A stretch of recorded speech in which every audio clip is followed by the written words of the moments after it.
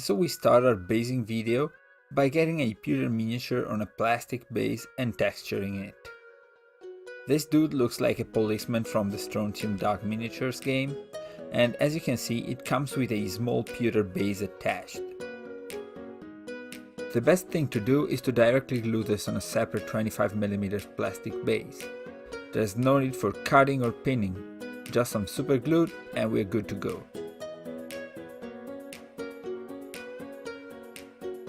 Before gluing though, we grab an X-Acto knife and remove all the mold lines that make the base uneven.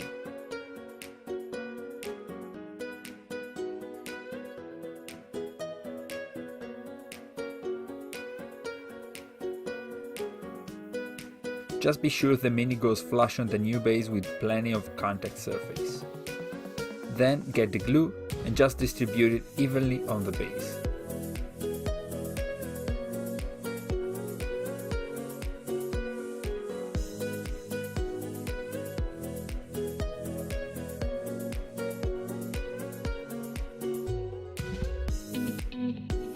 Glue the figure in the middle of the base. Keep it steady for a moment and wait for the glue to dry. Now that the glue is dry, we are going to texture the base with the easiest technique I know, using Vallejo earth texture.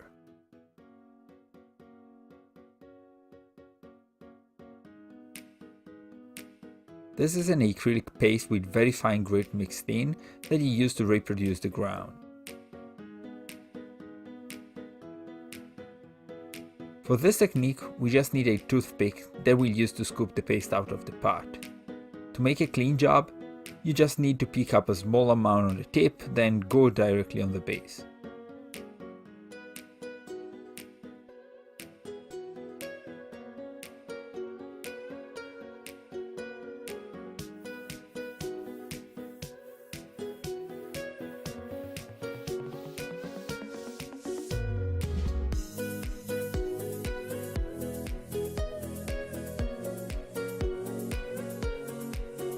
Move it around as you like, but be sure to mask the pewter base that comes with the model.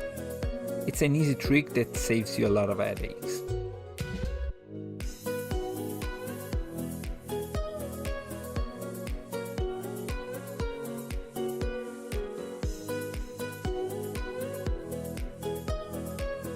Cover the whole base, then leave it to dry, possibly overnight.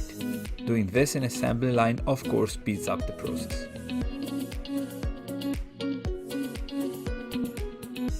I'm a cheater and I already prepared another mini yesterday, so I can show you directly how to add stones.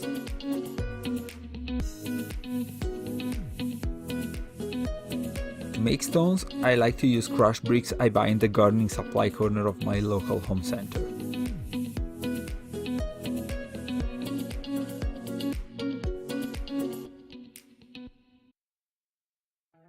Grab your super glue.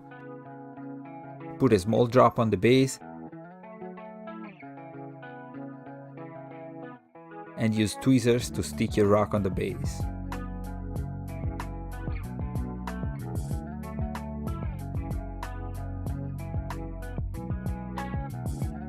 You do this as many times as you want, but do not crowd the base too much with rocks.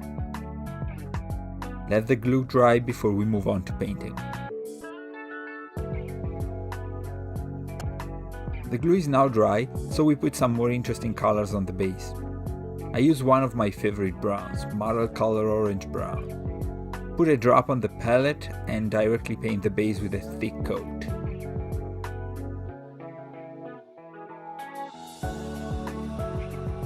Cover all the base evenly. It doesn't matter if you spill paint on the outside of the base, because we will tackle that later. Now we paint the stones with Model Air Light Gray.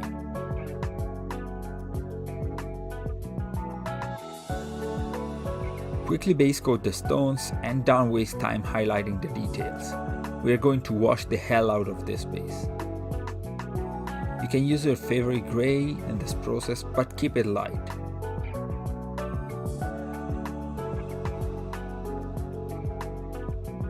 If you mess up the brown during the step, just come back to it and cover any mistake.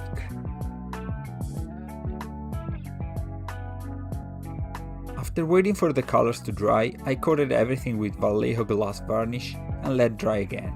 I didn't show the step because it's trivial.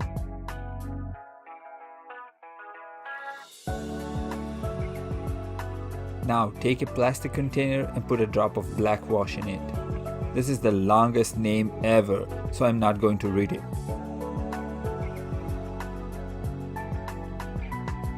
Add another drop of airbrush flow improver to the wash and mix it up.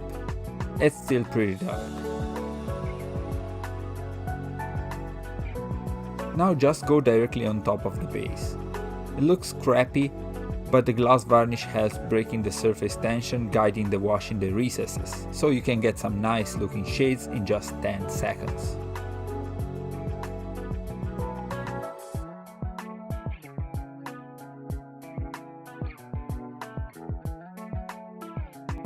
After drying, you can see how the wash made a good job darkening the base, but you see there's no trace of any coffee stain thanks to the gloss varnish. Now we want to put back some highlights on the base using a creamy off-white. I always use this titanium buff light from Amsterdam Acrylics. We just dry brush highlights on the raised parts of the base. Just go crazy and cover everything. Slightly accentuate the highlights on the rocks because they should look lighter than the ground. When we are done with the paint, we'll put some grass on it.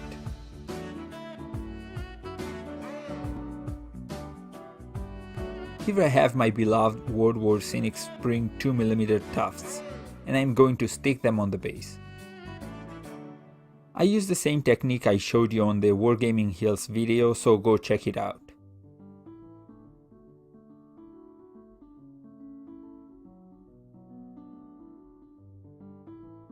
Tear off some small pieces and stick them to the base. Have fun while trying to balance the amount and positioning of the grass.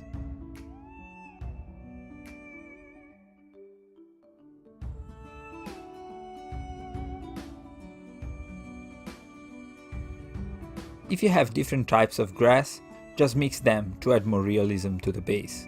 I use the 4mm because it's a different green. This step is just pure fun, so go nuts. You can't go wrong. Look just how nice this base is and how easy it was to make it.